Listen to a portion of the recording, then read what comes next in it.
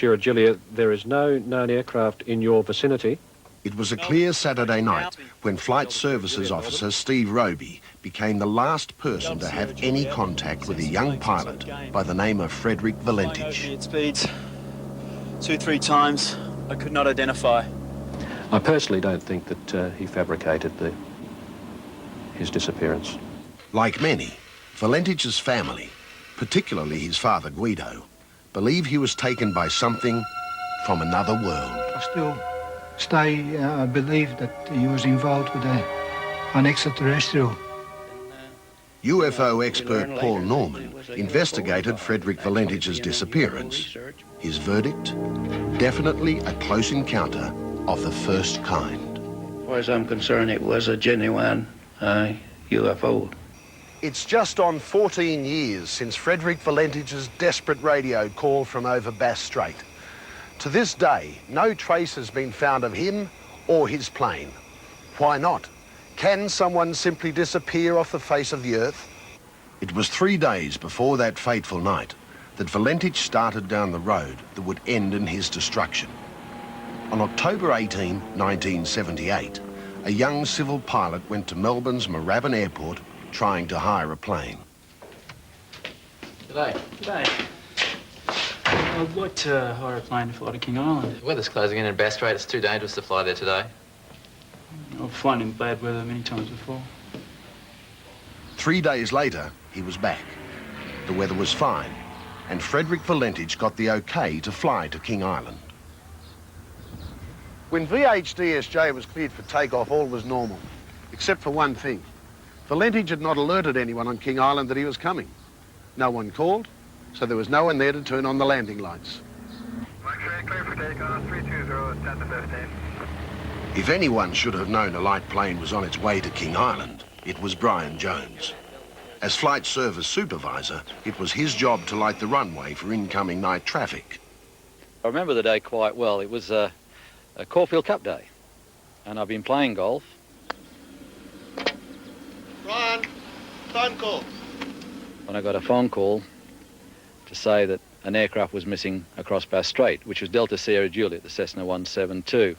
It should have been a routine 69-minute flight from Moorabbin, along the coast to Cape Otway, out over Bass Strait and on to King Island. But as the drama was unfolding in the night sky, other strange events were about to unfold on the ground. On that night, I decided I'd go up on the area outside the hut and take the sun setting in beautifully into the west.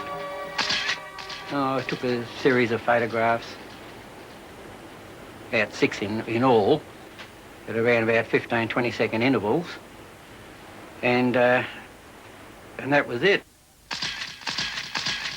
Roy Manifold never saw or heard the mysterious object he caught on film. He could not explain the image he'd captured, and nor could Kodak. They come back and they said, oh, there's definitely not a developing error. It's nothing to do with the film or the development of the film on the print, but they couldn't explain what it was and why it was there. Paul Norman had no doubts what was on the film. He sent the photos to the laboratories of Ground Saucer Watch in America. What they discovered was a solid, metallic object about 7 meters in diameter, about 2 kilometers out to sea. It was an unknown object rising from the water, and it had a lot of mist around it, indicating it did come from the water. After takeoff, all was normal for a while. Valentich made routine contact with air traffic control at Tullamarine. It was 19 minutes past 6. The weather was good, visibility excellent, with scattered clouds and light winds. Then came the concerned call. It was to be the last conversation Frederick Valentich ever had. Melbourne Delta Sierra Juliet is not an aircraft, it is... Delta Sierra Juliet, Melbourne, can you describe the aircraft? Delta Sierra Juliet, as it's flying past, it's a long shape. Few people had ever heard these words. The exact words uttered by Frederick Valentich in his last call to air traffic control. Melbourne, it's approaching now from due east towards me. Delta Sierra Juliet, Melbourne. Delta Sierra Juliet. He seems to be playing some sort of game. He's flying over me at speeds 2-3 times I could not identify. Delta Sierra Juliet, Roger. And how large would the object be? Delta Sierra Juliet, Melbourne. It seems like it's stationary. What I'm doing right now is orbiting, and the thing is just orbiting on top of me. On King Island, life was going on as normal. But some did report strange lights in the sky, as did scores of others on the Victorian mainland. There were more daytime sightings reported on that same day in any period of activity I've ever investigated. In my mind, knowing my son, I was sure that he was encountered something very seriously, because he would never go on that radio and compromise his future career as a pilot. It is hovering, and it is not an aircraft. Delta Sierra Juliet. Delta Sierra Juliet, Melbourne. Delta Sierra Juliet, Melbourne.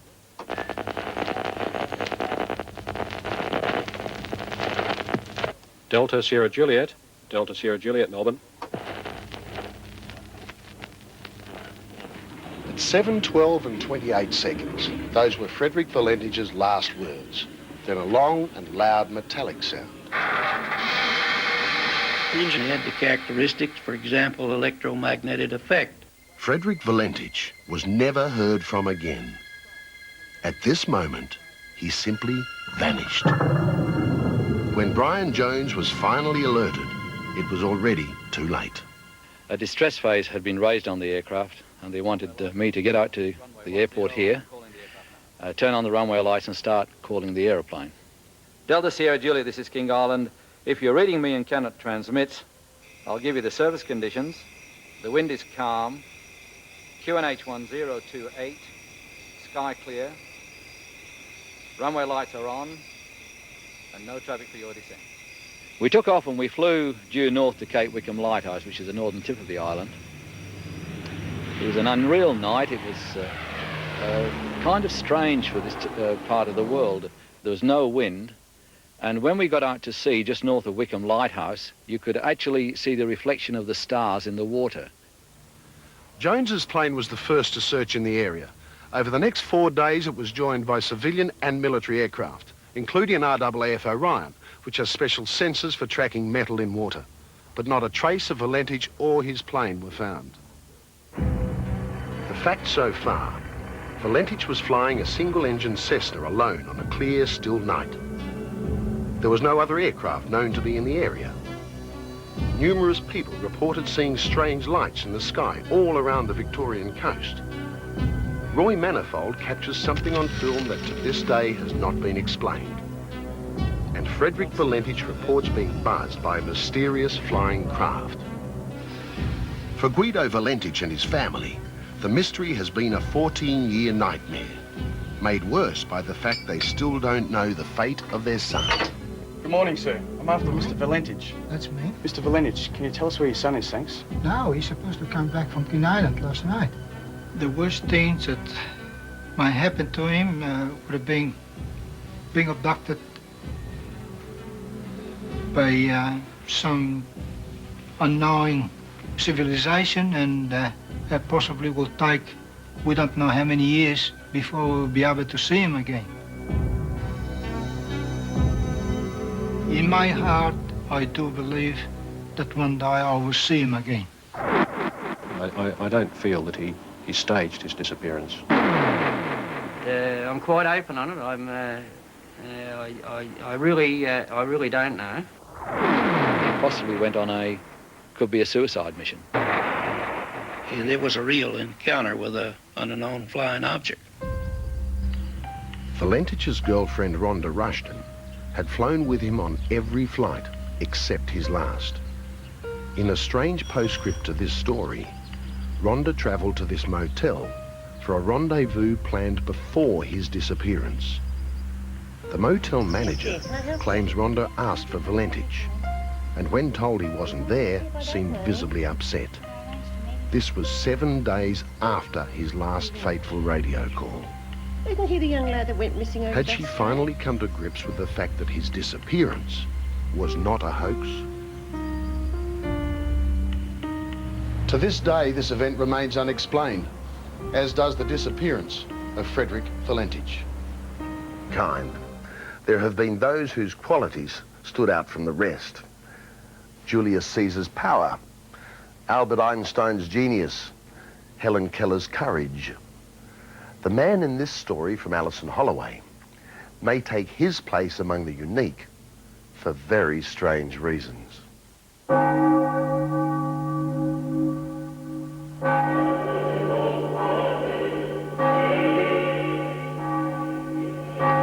For the better part of this century, God was an ill-defined word in the Soviet Union. Officially, communist Russia was atheist, and such things as worship and belief in miracles could only exist behind closed doors. But since the Iron Curtain parted, we've seen how Soviet citizens cope with the need to believe in some form of a higher being. While belief in God may have been discouraged by the Kremlin, other forms of belief in the supernatural took on a more grounded form. Scientific experiments in parapsychology, telepathy, and such phenomena as Carillion photography were far more widespread than in the West. And the belief in the power of mind over matter has become almost a religion in itself.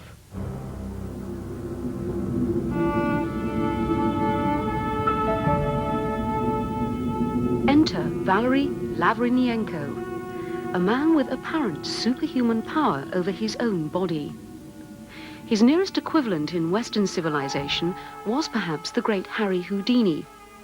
But Houdini's astounding performances and magical escapes from impossible situations may pale next to the physical phenomena and powers over body that we're about to see performed by this man, Lavrinenko. To his followers, he's a 42-year-old living Superman on Earth. A man who can pull a 65-ton locomotive, able to immerse himself in a vat of boiling water, burn paper with his bare hands, and much, much more. As we enter his superhuman world on a bitterly cold day in the Ukraine, a crowd is gathered. Lavrinenko is about to demonstrate for the camera a medical and scientific impossibility. The claim that he can hold his breath underwater for 15 minutes and live. Lavrinenko's only reservation on this freezing winter's day is the cold and that howling wind. His only artificial device is a clasp designed to keep his nose shut tight. The average experienced diver can hold his breath a maximum of 3 minutes. The only man ever recorded to surpass this was the French oceanographer Jacques Majeur, who remained submerged for 5 minutes.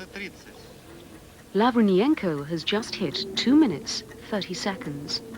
Our clock will continue counting while we examine some other demonstrations of this Russian Superman. Some months ago, there was this scene at the central railway station in the city of Donetsk. Again, a crowd formed to witness Lavrinenko attempt to substantiate one of his more spectacular claims to superhuman strength and endurance. We will spare you the vivid footage of Lavrinenko threading wire through the flesh of both his forearms. The other ends are attached to the last car of a 65-ton locomotive in the railway yard. As snow falls, Lavrinenko assumes his position.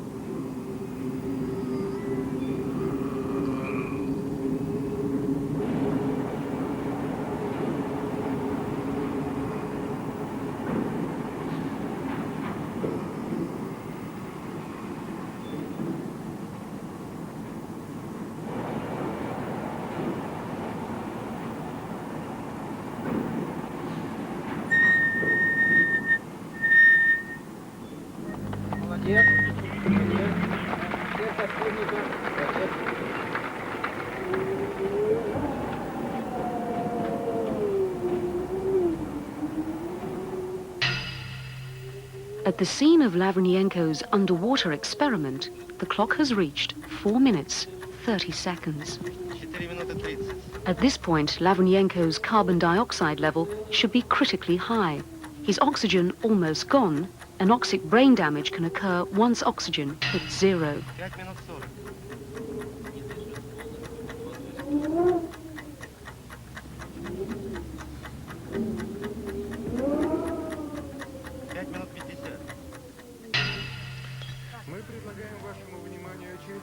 To illustrate the difference between his own extraordinary physical powers and the feats of commercial stuntmen, Lavrinenko is quick to perform their standard fare of, say, lying on broken glass while a truck drives over his chest, or having bricks smashed on his head before reeling off a board full of numbers, randomly chosen by the audience only moments before.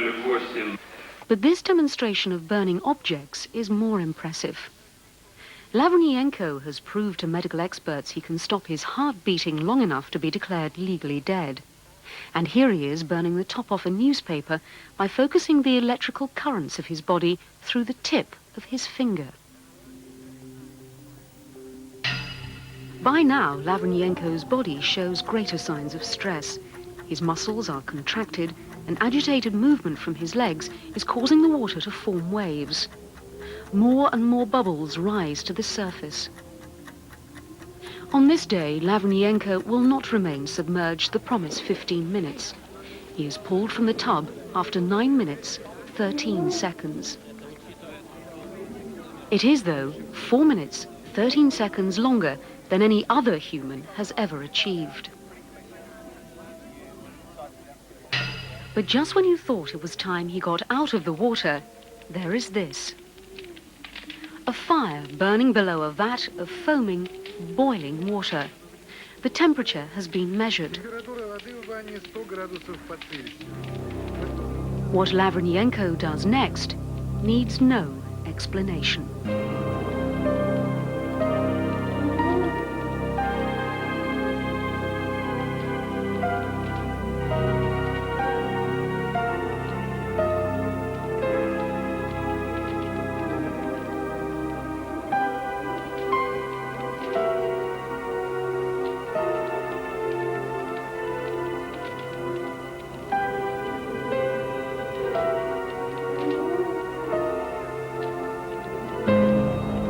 But the Doug Mulray we're about to meet is an entirely different one.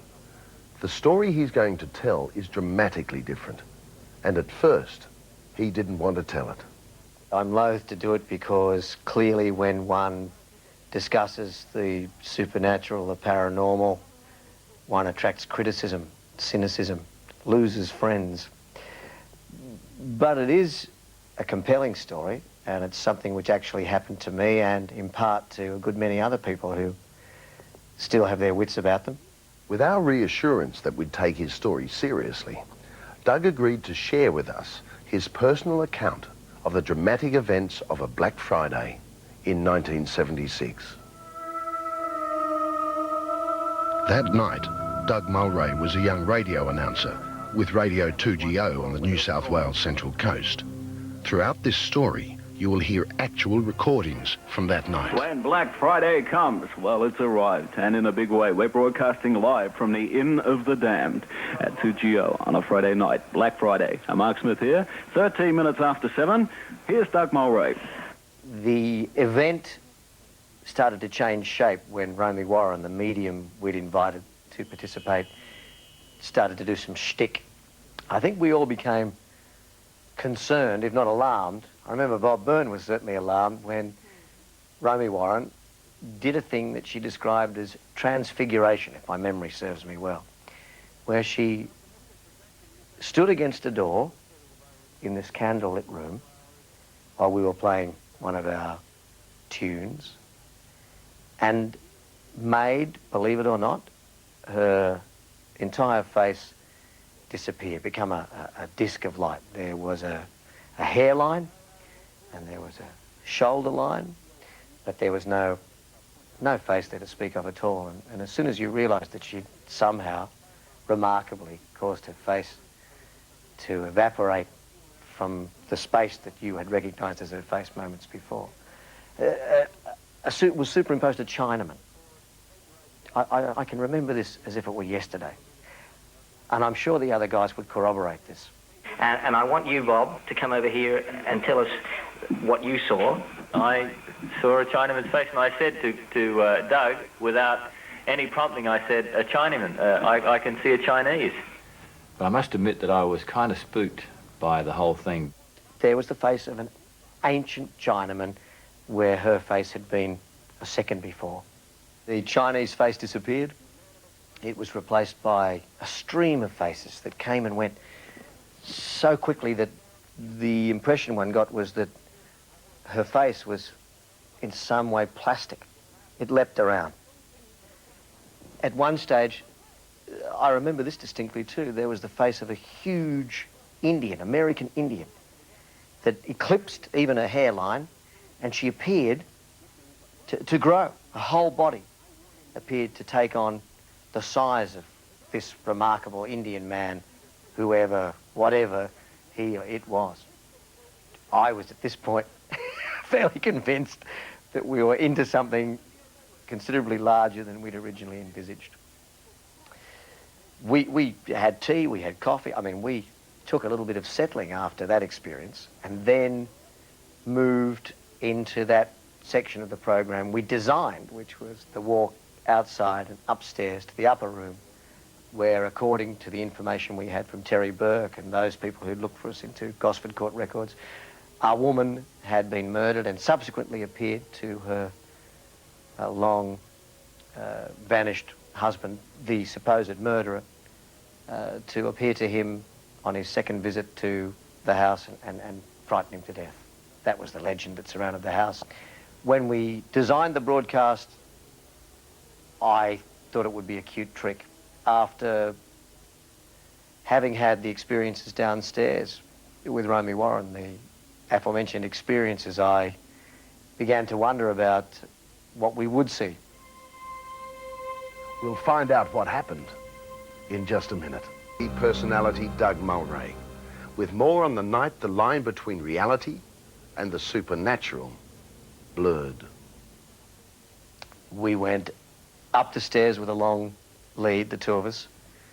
As I say, an outside staircase. The upper room was accessed from an outside staircase. And we got to the top of the stairs and opened the door, and you could see across the water the moonlight through the broken glass pane. And we stood and we waited.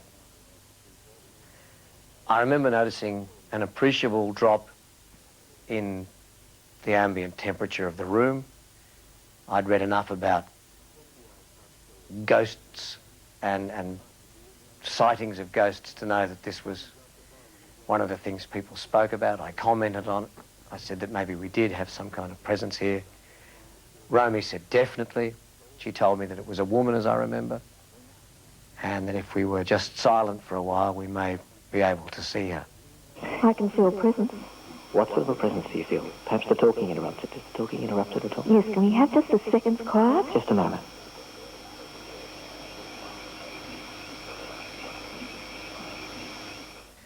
The automatic gain control, that device at radio stations which picks up whatever noise there is to keep it balanced, to keep something on the radio, sucked up the sound of the insects outside. And I can remember to this day the intense sound of the chirruping, the grasshoppers, the cicadas, whatever they were in the bush. Loud, hammering, the cold in the room, but nothing did we see. So after what seemed like an eternity, it was probably 10 or 12 seconds, I said, well, it looks like we're going to be disappointed this evening. It doesn't seem that we'll be witnessing any ectoplasm, and maybe it's time to go back to the central commentary position, with apologies to Richie Benner. We crossed to, I think it was Mark Smith who was on the air, who did what radio announcers do: time call, weather check, record introduction, commercial break. And the moment that our mic was switched off, the moment we crossed back to the studio downstairs, before my eyes, certainly, before Romy's eyes, she corroborated everything I saw. A figure of a woman, opaque, uniform in colour, regardless of whether we were looking at skin or clothing, appeared in the furthest left-hand corner of the room and moved towards us and across in front of us to the other end of the room. She had on a bonnet, she had on a full skirt, which had a tight bodice and I guess what you would call a bustle. over the derriere. I don't remember her moving her feet. I don't remember her walking per se. I just remember the image, almost like a photographic image of a person who was fluid. I mean, definitely, it was not a static image. She sort of turned as she moved across the room. But just for 1 or 2 seconds was there before my eyes and then gone. As we shut down and crossed back to you, well, I don't know, but Romy, perhaps you could describe what happened for us. Well, I think I said to you, did you see that? And you said, yes, a woman. Was Doug Mulray the only person apart from the medium to see the vision? He may have thought so. Later in the night, when driving back to Gosford, Doug and Romy Warren went into the upstairs room with a microphone and just missed seeing this image. They came back on after a song and described what they've seen, and I thought, whoa, that's exactly what I saw. That's really strange. And she was as mysterious as she was real. And I can see her now as I tell you about the experience, and have no doubt whatsoever that what I saw was what's popularly referred to as a ghost. I still have no idea what it means. There are theories that have been offered, theories I can offer you, but the reality, the single reality that dominates my memory of the experience is this spectre, and it was there and was real, and it confounds everything I believe. Mexico, before a congregation that has come to believe absolutely in a miracle, Rafael Abramovich watched a woman named Lucy Rael raise her hands and saw blood actually drip from her palms.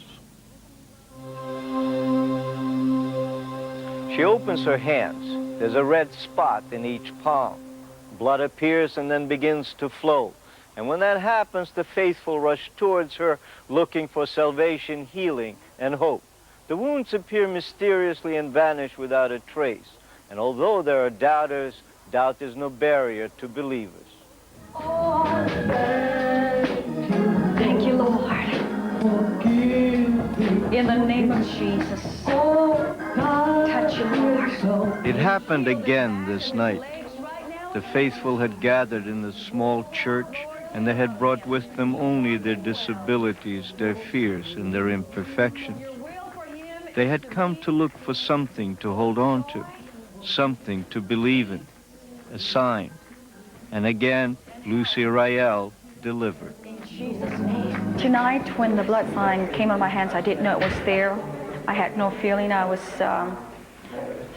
just ministering to the people. And someone out in the audience just pointed at my hands, and I realized they were talking perhaps of the blood, and I looked at my hands and it was there. Stigmata, the bleeding of the hands and feet in the way Jesus Christ bled from his wounds during the crucifixion, has for centuries been a lifeline for Christians needing a more tangible proof of Christ than mere faith.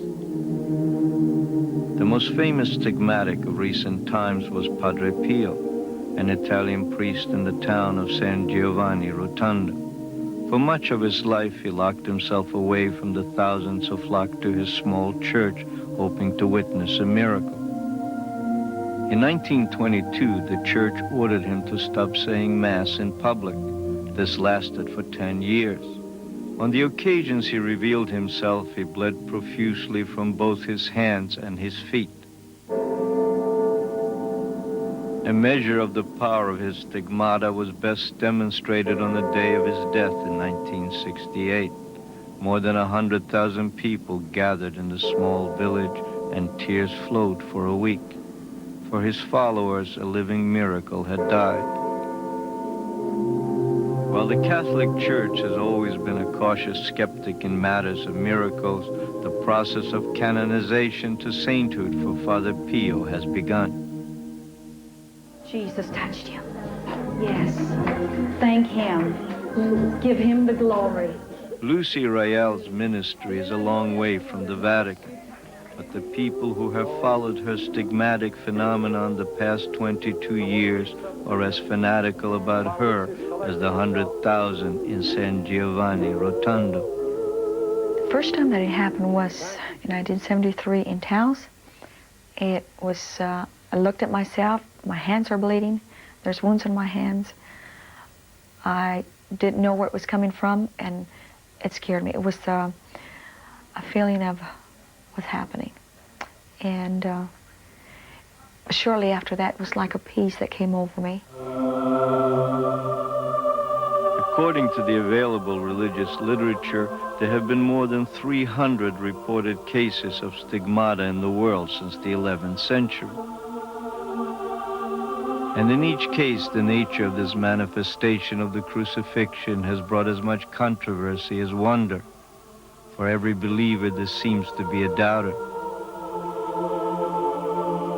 Rael confronts them everywhere she travels across the south of the United States. All good things come from God. Good things come from God. Small churches invite her to preach and heal, and if it is God's wish, she bleeds. I didn't realize the blood was coming already. Oh my goodness.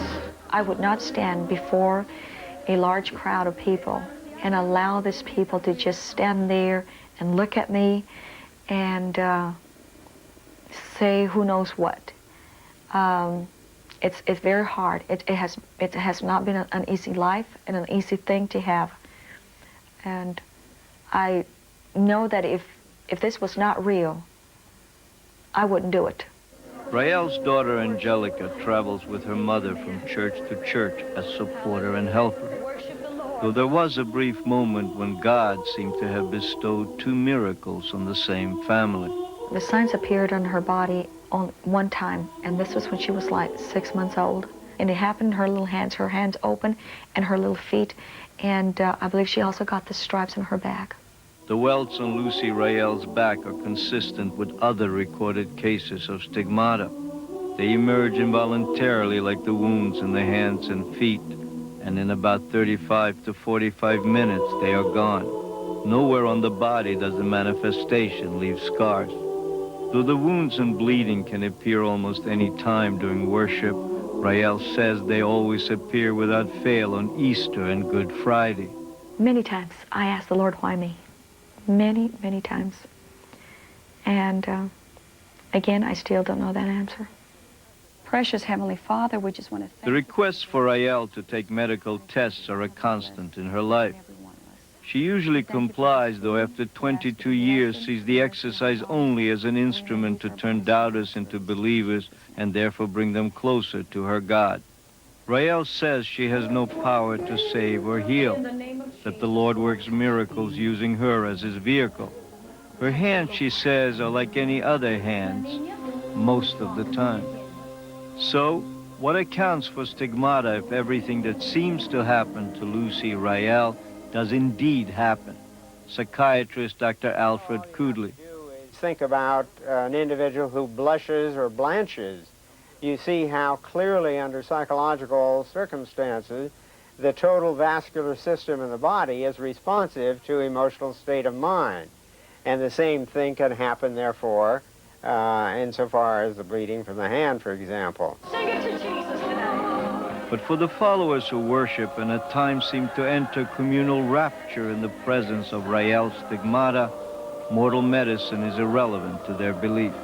They come looking for a miracle, and when they're lucky enough to have arrived on a night like this one, they leave convinced that they have witnessed the manifestation of Christ on earth.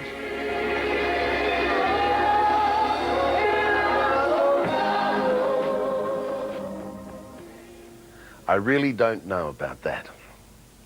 I'd like to tell you a story about a guy named Sam Kinison, a one-time minister who became America's most drugged-out, raucous stand-up comic. I was up to my knees in rice paddies with guns and Edwards going up against Charlie, slugging it out with him, while pussies like you were back here partying, putting headbands on, doing drugs, listening to the goddamn Beatle albums. Just before the end of his life, Sam cleaned up his act. and got married, only to die the night after his honeymoon at the hands of two drunken kids who ploughed into his car head on. But the final moment of Sam's life was peaceful. According to the road manager who cradles Sam's head in his hands, the screaming preacher seemed to make peace with some higher being in the very second he passed from this earth. Mahid Khoury recalls the remarkable final moment of Sam Kinison's life. And he stood up for a few seconds, a second and a half, and then his knees buckled and we just put him down on the ground. And he kept asking, how come now? I just don't understand it. Why? Why me? Why now? How come? He kept saying it over and over. And Carl, his other friend, was holding his head downwards, and I was on my knees holding him by the hand, cuddling him here and holding his right hand. But he was squeezing it very tightly, and he kept saying, I don't want to go. Why? How come? Why now? From this moment, Sam Kinison seemed to be in touch with someone, tuned into the hereafter. And I looked at Sam and he said, how come? And then he started saying, okay, okay, okay, okay. That was it. He let loose of my arms. And he went down so nice and mellow, like there was no pain in his death. But he was talking to somebody, and it wasn't any of us.